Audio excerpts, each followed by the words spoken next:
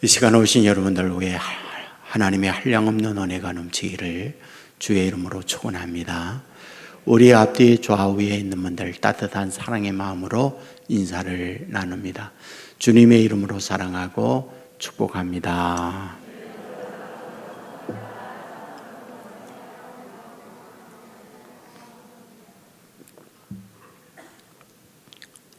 감사합니다. 김경일의 지혜로운 인간 생활이라고 하는 제목의 책이 있습니다. 김경일 아주대학의 심리학과 교수입니다. 이분이 다양한 사람들을 만나죠. 상담도 하죠. 그러면서 깨닫게 된 게 있습니다. 어떤 분은 하는 일마다 잘 되는 사람이 있는가 하면 어떤 분은 하는 일마다 안 되는 사람이 있구나. 그렇다고 한다면 하는 일마다 잘 되는 사람과 하는 일마다 안 되는 사람의 이유가 뭘까? 이것을 연구하면서 전문가적 입장에서 이렇게 말을 합니다. 회피적 동기의 사람과 접근의 동기의 사람이 있구나 라는 것입니다. 자, 그렇다고 한다면 이 회피적 동기와 접근적 동기란 무엇일까? 이 부분을 자기의 경험을 동원해서 설명합니다. 자기가 부대에 1연대에 있다가 2연대로 옮겨갑니다. 당연하게 1연대와 2연대를 비교하게 됩니다.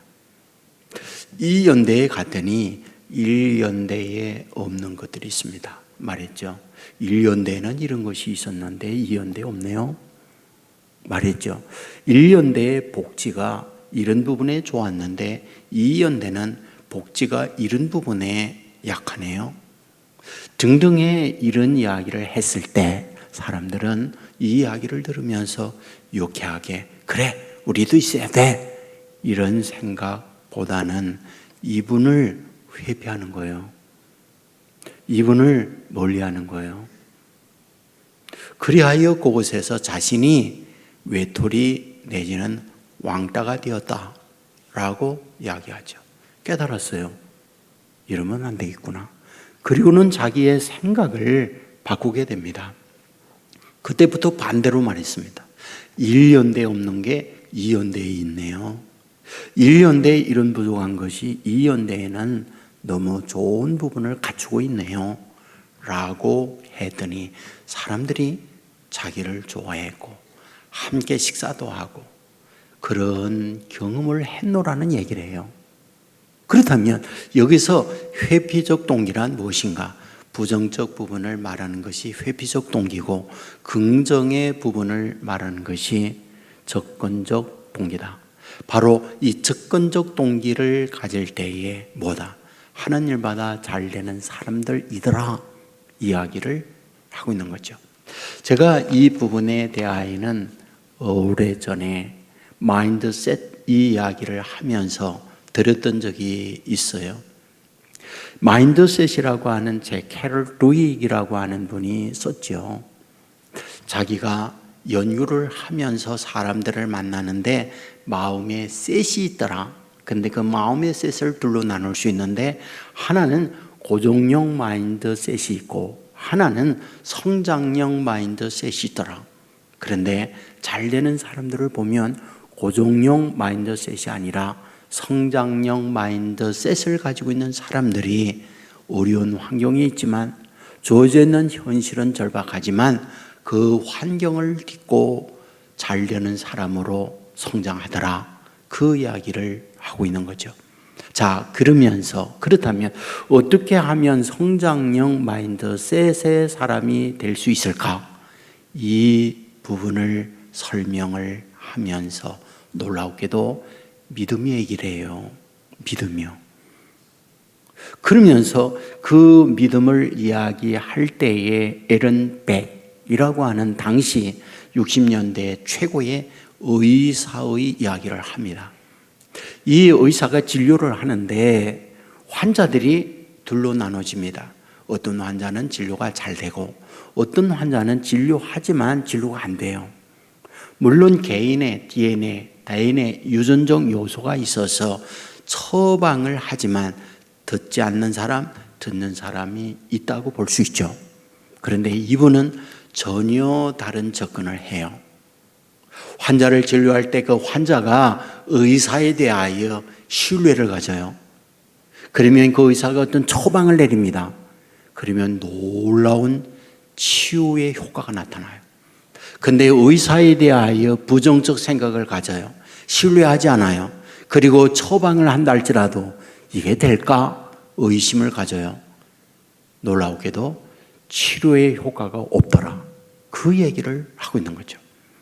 여기서 우리에게 뭘 보여주고 있는 걸까요? 사람이 어떤 마음의 태도, 어떤 생각을 가지고 있느냐라는 것은 그 이후에 인생을 이와 같이 변화를 가져올 수 있구나 라는 걸 가르쳐주는 거죠. 오늘 본문에서는 이 부분을 우리에게 말씀하고 있어요. 두 명이 등장합니다. 바리새인이고 세리입니다. 우선 바리새인은 어떤 사람일까요? 구별하다 그런 뜻을 갖고 있습니다. 유대 나라가 바빌론에 의하여 멸망됩니다. 포로로 끌려가죠. 포로로 끌려갔던 유대인들이 포로 생활을 하면서 우리가 이렇게 살아야 돼, 성결하게 구별되게 사는 사람이 있는가 하면 그곳에서 개인의 출세를 위하여 바빌론 편에 서서 자기의 신앙적 어떤 전통을 버리고 물르는 사람이 있는 거예요. 그때에 더 깊이 말씀을 연구하고 말씀의 가르침이 이거다, 배운 바 되어 가려고 하는 무리들이 있어요. 그들과 세속이 구별되다라고 할 때에 바리새라고 하는 뜻을 갖고 그들을 구별된 사람이라고 이름을 붙여주었다, 이런 말이 됩니다. 자, 이와 같이 좋은 동기를 가지고 바리새인들이 생겨나게 됐는데, 여러분, 예수님께서 오셨을 때 그 바리새인들에 대한 예수님의 생각은 무엇인가요? 부도덕하다, 외식하는 자들이다, 위선자들이다 라고 책망을 가했던 것을 보게 됩니다. 여러분, 오늘 본문에서 보면 바리새인의 기도가 나옵니다. 어떻게 해요? 하늘을 우러러보면서 하나님, 나는 토색, 불의, 가늠한 일이 없어요. 저기에 있는 세리와는 다르습니다. 11조를 드리고요, 일에 2번씩 금식하고요, 감사합니다. 이런 기도를 드렸어요. 자, 여기서 우리에게 보여주는 것이 무엇입니까? 성경은 예수님께서 오셨을 때 바리새인들을 책망하면서 하는 말씀, 어떤 말씀이에요? 그들은 외식하는 자들이다. 그들은 사람에게 보이려고 하는 자들이다. 이렇게 말씀했어요. 그들은 경문을 높이 옷에 써붙이고 다니면서 나는 이렇게 하나님의 말씀을 지키는 사람이야. 금식을 하면서 흉한 모습을 사람들에게 보이며 나 금식하느라고 이렇게 말랐어. 그리고 구제하면서 나팔을 불면서 나는 이렇게 구제하는 사람이야 라고 했다는 거잖아요. 그래야 예수님께서 그들을 단호하게 책망합니다. 화이실진저 외식하는 서기관들과 바리새인들이요 라고 말이에요. 자, 그러면 이에 반하여 세리는 어떠한 사람일까요? 세금 받는 사람이요. 당시 로마 제국 아래에 있었기 때문에 로마 제국에 세금 제도가 있었어요. 첫 번째는 인두세가 있었습니다. 16세 이상이 되면 사람 수에 따라 세금을 받아들였습니다. 토지세가 있었습니다. 땅을 자고 있을 때 그 땅 사용료에 대하여 세금을 냈습니다. 그리고 통행세를 냈어요. 길거리에 갈 때 이 길을 통행하기 위하여 세금을 받았던 거죠. 이러한 세금을 받을 때 로마인들이 직접 그 일을 하기도 하지만 많은 경우는 그 지역, 제국이었기 때문에 속국이었던 사람들을 동원해서 세금 징수하는 일을 했다, 그런 얘기입니다. 그러므로 유태인들 가운데에도 세금 징수하는 일을 맡은 사람이 있는데 그들은 어떤 사람이냐? 매국노였어요. 나라를 팔아먹는 일을 했습니다. 어떻게 해요? 1,000원을 부과하면 2,000원, 3,000원을 부과해서 나머지는 자기가 착복하는 이런 거짓된 일을 하고 있었다. 이것이 통념이었고 이것이 당시의 일반화되어 있는 세리 공무원들의 형편이었던 거죠. 그러므로 이들에 대하여 당시 사람들은 어떤 생각? 저들은 부도덕한 인간이야. 저들은 국민의 피를 빠는 아주 흡혈귀와 같은 존재야 라는 생각을 유대인들이 세리에 대하여 생각하고 있었다. 이런 얘기입니다. 그리하여 누가복음 19장에 보면 예수님께서 삭개오의 집에 갔을 때에 사람들이 뭐라고 그래요? 저런 더러운 죄인의 집에 예수님께서 간다? 있을 수 없는 일이잖아. 비난했던 것을 보게 됩니다. 그렇습니다. 세리에 대하여 이런 통념을 갖고 있었던 것을 보게 됩니다. 그런데 세리가 기도를 드립니다. 어떤 기도요? 그는 감히 얼굴을 들어 하나님을 바라보지도 못하고 구석배기에서 가슴을 치며 뭐라고요? 나는 죄인으로소이다 라고 간구하는 기도를 드리고 있었다. 이런 얘기입니다. 그런데 이런 기도가 끝난 이후 오늘 본문에서 뭐라고 말합니까? 2명의 기도를 하나님이 보고는 하나님이 뭐라고요? 이 세리의 기도를 보고 말했지요. 그의 기도가 의롭다라고 말합니다. 자, 그렇다면 의롭다고 할 때에 이 의는 뭔가요? 오를 의자를 써요. 뭐예요? 그의 기도가 옳다 이런 말이 되는 거예요. 사실상은 지금 누가복음 18장에서 예수님께서 말씀하고자 하는 게 있습니다. 기도였잖아요. 우리가 18장 1절에서 보면 역시 기도를 말합니다. 어떤 기도요? 낭망하지 아니하고 항상 기도에 힘쓸 것을 말하고 있어요. 그 낭망하지 아니하고 항상 기도에 힘쓸 것을 말씀할 때에 어떤 부분이요? 예를 들잖아요. 등장인물이 누굽니까? 과부입니다. 과부란 무엇입니까? 힘이 없는 사람. 과부란 어떤 사람? 경제적 힘을 갖고 있지 못하는 사람. 어찌 보면 추운 열날 허벌판에 외로이 발가벗고 서 있는 모습과 같은 존재가 과부의 인생이었다. 울타리가 없는 거죠. 그런데 억울함을 만난 거죠. 그리하여 그 억울함을 재판관에게 풀기 위하여 갔더니 이 재판관 어떤 사람? 악질이죠. 유전무죄, 무전유죄 판결하는 사람, 돈 있는 사람 뇌물 받고 죄인도 죄 없다고 판결하고 죄 없는 사람도 돈 안 주면 죄 있다고 판결하는 악질적 재판관이라 말하죠. 그런데 이 과부는 어떤가요? 재판관에게 제 억울함을 풀어주소서. 아침에도 저녁에도 출퇴근하면서 계속해서 자신의 억울함을 호소하죠. 그런데 성경은 어떻게? 이 사람의 억울함을 풀어주지 아니하면 내일 또 오고 모레 또 오고 내가 귀찮아 견딜 수 없다. 그러므로 뇌물을 받지 아니한다 할지라도 그의 원한을 풀어주리라. 그리고 난 이후 하나님께서 하물며 너희가 밤낮 부르짖고 있을 때에 너의 기도를 들어주시지 않겠느냐. 그러므로 끈질긴 기도를 해라. 이것이 앞부분에서 기도를 설명했던 예수님의 말씀이잖아요. 그리고 난 이후에 또다시 기도를 설명해요. 이번에는 2명의 기도를 비유를 합니다. 그렇다면 여기서 말씀하려고 하는 예수님의 기도의 핵심이 무엇일까요? 앞부분에서 항상 낭망치 말고 끈질긴 기도를 드린다고 해서 기도의 완결은 아니다. 그 부분을 얘기하려고 그래요. 그러면 어떤 기도를 드려야 하느냐라는 거예요. 여러분 2명을 등장시키면서 여기서 예수님께서 말씀하고자 하는 핵심이요. 중심인 거예요. 여러분 하나님이 보시는 것은 중심을 보세요. 바리새인의 한 기도, 사실적 기도입니다. 세리와 달랐어요. 도세, 간음, 도둑하는 일, 그런 거 하지 않았어요.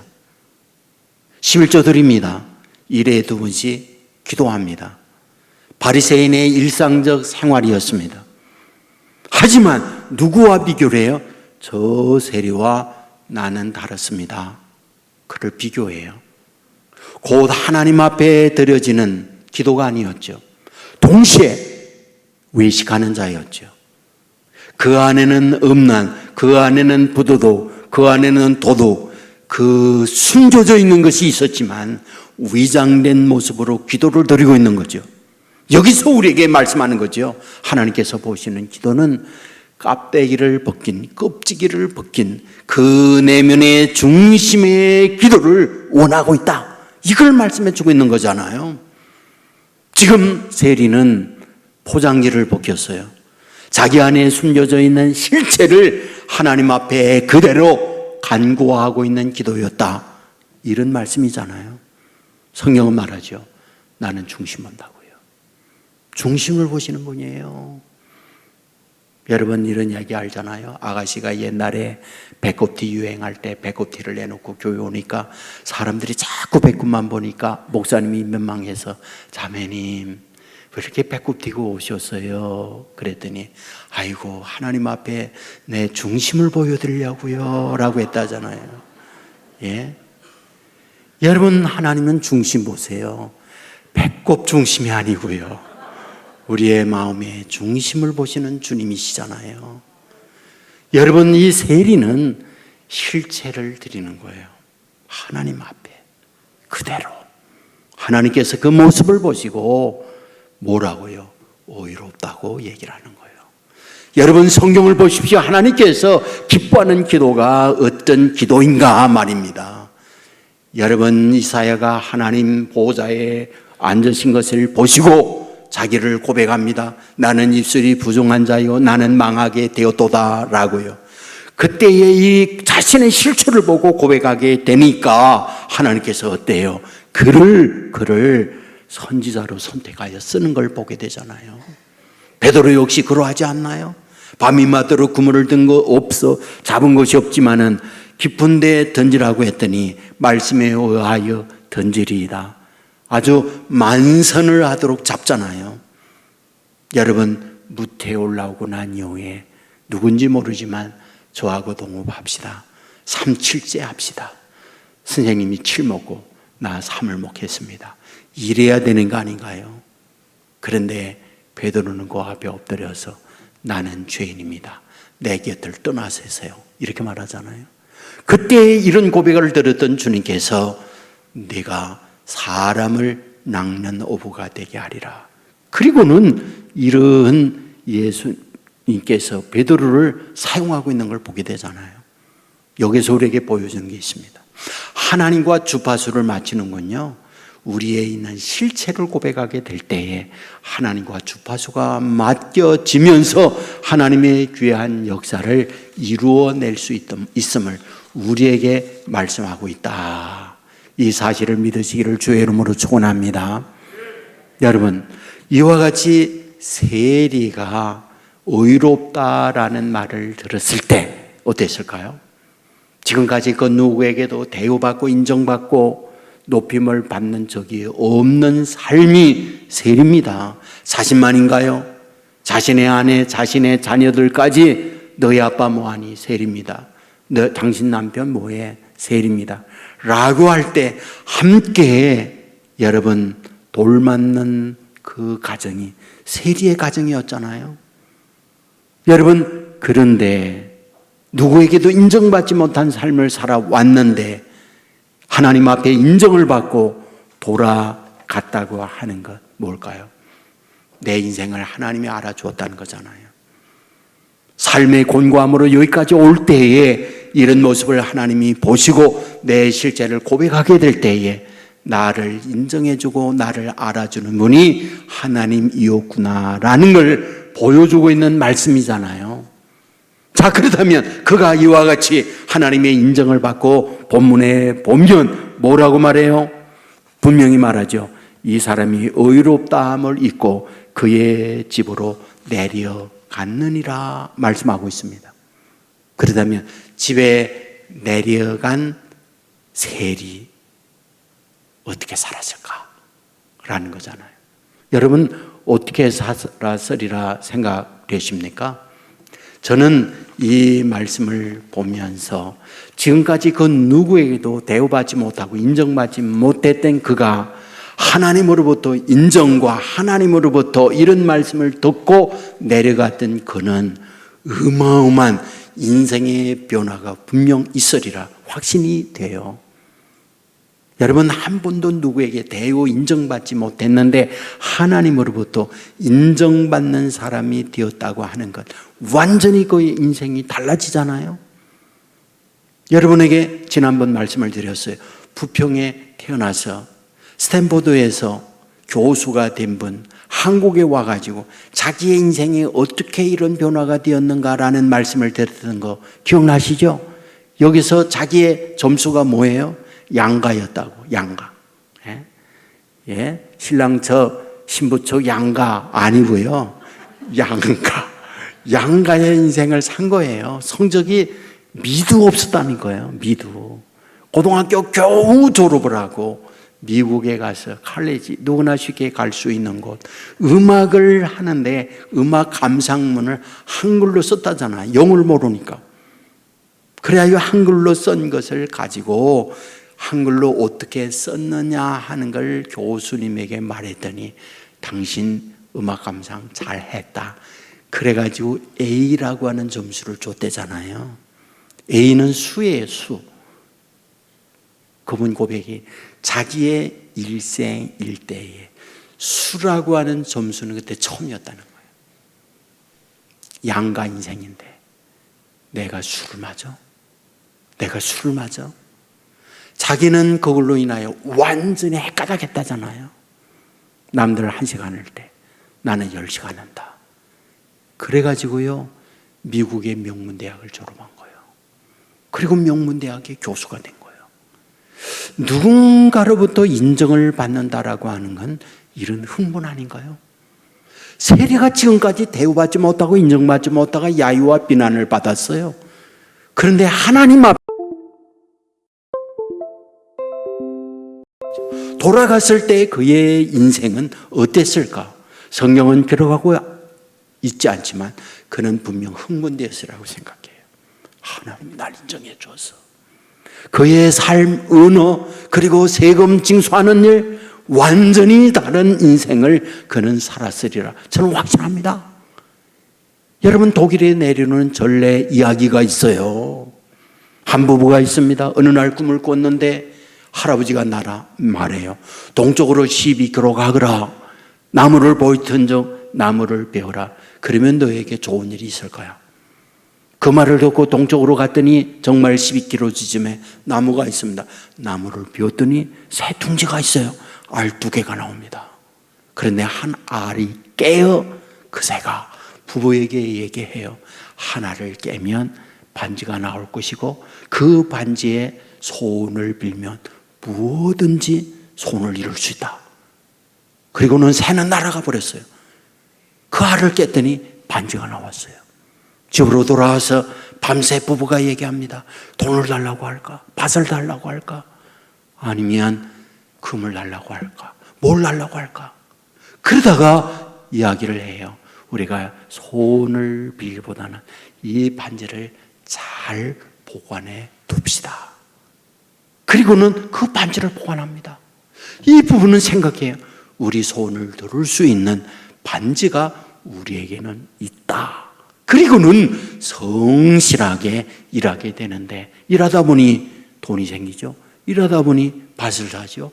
그 돈을 가지고 또 집을 사죠. 엄청난 부자를 이루었습니다. 나이가 들고 세 아들을 낳았어요. 그리고 세상을 떠나기 전 아들들에게 유언을 내립니다. 반지가 있다. 무슨 소원이 있든 빌면 들어주는 그 반지를 저 안에 숨겨놓았으니 너희들이 필요할 때 그 소원을 빌거라. 그리고 세상을 떠나요. 아들 셋은 이야기합니다. 우리가 어떤 소원을 빌까? 그러다가 말하기를 아버지 엄마가 그 반지를 보관하고 우리에게는 이 든든함이 있다는 마음을 가지고 열심히 일함으로 이런 부자가 된 것처럼 우리들도 그런 마음으로 살면 어떨까? 세 형제가 마음이 아파졌었어요. 그리고는 그 반지를 어머니 아버지 묘소에다가 그걸 묻어버렸어요. 이 이야기를 통하여 독일 전례의 이야기 속에 말하려고 하는 게 뭘까? 무엇인가 믿는 구석이 있고 그것이 자기의 삶을 주장하게 될 때 그 삶에 어떤 영향을 미치느냐라는 걸 알려주려고 하는 거거든요. 나에게는 그런 믿는 데가 있다는 거. 이건 너무 중요한 일이죠. 여러분, 지난 주간 어떤 분과 이야기를 나누는데 제가 늘 존경합니다. 본인도 잘 인생을 살았거니와 자녀들도 잘 키워서 사람들에게 인정도 받고 참 행복한 삶을 사는 가정에 물었어요. 어떻게 인생을 사셨기 때문에 그런 복을 받으셨습니까? 그랬더니 기다리지 않고 즉시 얘기해요. 저에게 오촌 당숙모가 있었는데 그분이 예수를 믿었어요. 저희는 믿지 않았습니다. 어릴 때에 저를 교회로 인도했죠. 그리고 그때에 저희 집에 혼자 교회를 다니기 시작했습니다. 그 당숙모께서 아들과 함께 저를 불러서 항상 가정예배를 부리면서 찬송하고 말씀을 듣게 됐죠. 그러면서 제 안에 신학이 생겼어요. 믿음이 생겼어요. 그리고 하나님이 날 사랑하는구나, 나와 함께 하는구나, 하나님을 믿고 의지하고 기도하면 하나님께서 내 간구를 들어주시는구나, 이런 확신의 마음이 생겼습니다. 성장하여 사회에 나와 살면서 언제나 나의 삶에 잘 되는 일, 인정받는 일만 있는 건 아니었습니다. 때로는 비난받는 일, 때로는 야유받는 일, 때로는 무시당하는 일도 얼마든지 있을 수 있었습니다. 하지만 그럴 때에도 내가 흔들리지 아니하고 그럴 때에도 내가 쓰러지지 않게 된 이유가 있습니다. 그것은 바로 나와 함께 하시는 하나님이 내 편이다 라는 믿음이 있었습니다. 그 믿음이 오늘 나를 여기에 있게 만들었습니다 라는 고백의 간증이었어요. 당연하지 않나요? 이 믿음을 가지고 어디든지 살면 인생 사는 데 있어서 파도가 밀려오지만 파도에 침몰당하지 않습니다. 우리의 인생이 무엇입니까? 고해 아닙니까? 저는 배를 많이 탔었어요. 여러분, 배를 타고 바다를 할 때 유리 바다 같은 바다는 전혀 존재하지 않습니다. 파도의 높낮이가 얼마나 있느냐의 차이밖에 없어요. 인생은 바다야 삶이 아닙니까? 항해하는 인생이 아닙니까? 파도 없을 수 없어요. 그런데 그 파도를 잘 타는 사람이 있는가 하면 그 파도에 침몰할 사람이 있다니까요. 여러분, 우리 릭 워린 목사님이 계세요. 세들백 교회를 개척하고 목회하는 목사님이죠. 예언이 목적이 이끄는 삶이라는 책을 냈잖아요. 여기에서 자기가 목회를 하면서 자기 목회 철학을 배운 동기를 이 책에 쓰고 있어요. 캘리포니아에 있습니다. 캘리포니아는 미국의 태평양 연안에 있는 주입니다. 그런데 그건 바다를 연하여 있기 때문에 그 바닷가에 가면 파도 타기 하는 서핑하는 사람이 있어요. 그런데 어떤 사람은 파도 타기를 잘하는 사람이 있는가 하면 그 파도에 침몰하는 사람들이 있거든요. 깨닫는 거죠. 저 파도는 없을 수는 없다. 하지만 어떤 사람은 파도 타기를 잘하는 사람이 있는가 하면 어떤 사람들은 저 파도에 휩쓸려 침몰하는 사람이 있구나. 인생도 똑같다.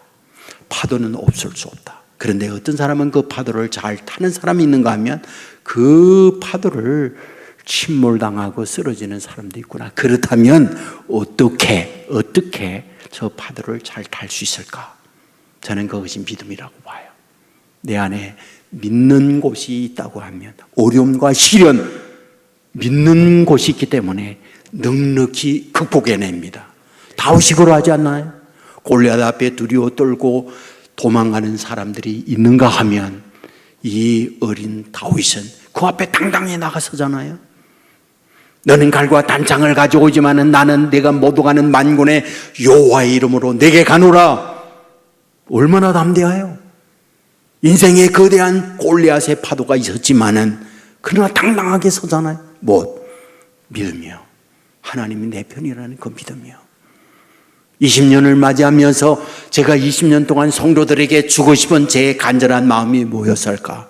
저는 건강이라고 생각하거든요. 코로나 바이러스가 있지만 건강한 사람은요, 병이 왔다 가는지도 몰라요. 온 가족이 여러분 감염이 됐어요. 그래서 식구들 다 검사를 하네. 어떤 사람은 전혀 증상이 없는데 코로나 바이러스가 온 거예요. 열도 없고 기침도 없고, 그런데 바이러스가 왔어요. 어째서? 건강한 면역 체계를 가지고 있는 거예요. 정신도 똑같잖아요. 수많은 사건, 수많은 말들을 듣습니다. 어떤 사람은 그 말 앞에 부들부들 떨고 인생이 무너지는 사람이 있는가 하면 그 말들을 듣지만 툴툴 털고 일어나서 건강하게 가는 사람도 있잖아요. 소위 멘탈이 강한 사람은 그렇다는 거예요. 영적 건강도 똑같잖아요. 영적 건강이 약한 사람은 신앙의 흔들림을 통하여 파산하는 사람이 있는가 하면 우리의 어떤 유혹이 있고, 여러분 시험 들게 하는 일이 있지만 시험 들지 아니하고 건강하게 우리의 신앙을 지켜가는 사람들도 있잖아요. 여러분, 저는 여러분 미래에 신앙의 이런 건강한 하나님의 사람들 되기를 주의 이름으로 축원합니다. 그러기 위하여 어떻게 해야 되느냐? 믿음이에요. 여러분, 나와 함께하는 하나님이 내 편이시다. 그러기 위하여 세리와 같은 심정으로 나가야 해요. 위장하지 맙시다. 하나님 앞에 온전히 껍질을 벗기고 내 있는 실체 그대로 주님 앞에 나는 죄인입니다 고백하게 되어질 때 주님은 이러한 저와 여러분과 연결해요. 그리고 연결된 저와 여러분에게 은혜, 믿음, 능력을 주어서 세상에 시험이 온다 할지라도 그 시험을 넉넉히 파도타기를 통하여 오히려 다른 곳으로 발전과 축복의 세계로 나아가는 하나님의 사람 되게 한다. 믿으시기를 주의 이름으로 축원합니다.